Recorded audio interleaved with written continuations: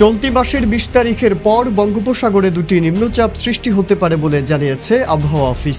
এই নিম্নচাপ শক্তিশালী ঘূর্ণিঝড়ে রূপ নেওয়ার আশঙ্কাও রয়েছে। এদিকে এই মাসের শেষের দিকে বাংলাদেশের উপকূলীয় অঞ্চলে আঘাত হানতে পারে বলে আভাস দেওয়া হয়েছে। ভারতীয় আবহাওয়াবিদরা জানান, এই ঘূর্ণিঝড়টি আইলার চেয়েও ভয়ঙ্কর তাণ্ডব চালাতে পারে স্থলভাগে। ওয়ালটন এসিতে ইনস্টলেশন একদম ফ্রি।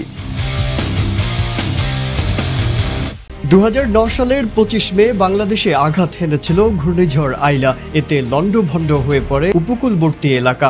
ব্যাপক ক্ষয়ক্ষতি দেখেছে দেশের জনসাধারণ। তবে ভয়ঙ্কর সেই ঘটনার পুনরাবৃত্তি ঘটতে পারে চলতি মাসেই। আবারও আছড়ে পড়তে পারে ভয়ঙ্কর ঘূর্ণিঝড়।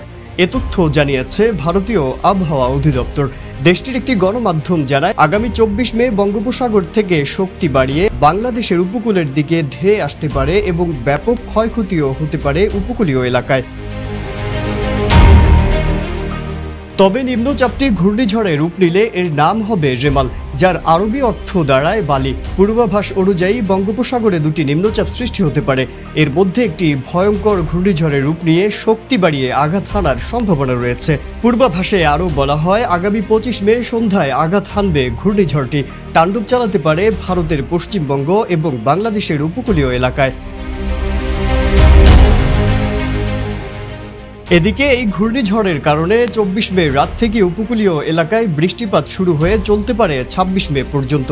ভারতীয় আবহাওয়া অফিস আরও জানায়, ২০০৯ সালের ২৫ মে সুন্দরবনে আঘাত করেছিল ঘূর্ণিঝড় আইলা। চলতি মাসের ২৫ মে আঘাত হানতে পারে ঘূর্ণিঝড় রেমাল।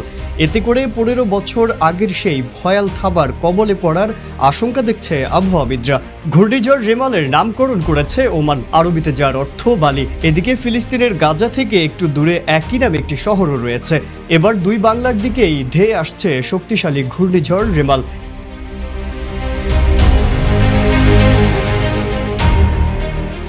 এছাড়া সারা দেশে মৃদু থেকে মাঝারি ধরনের তাপপ্রবাহ বয়ে যাচ্ছে।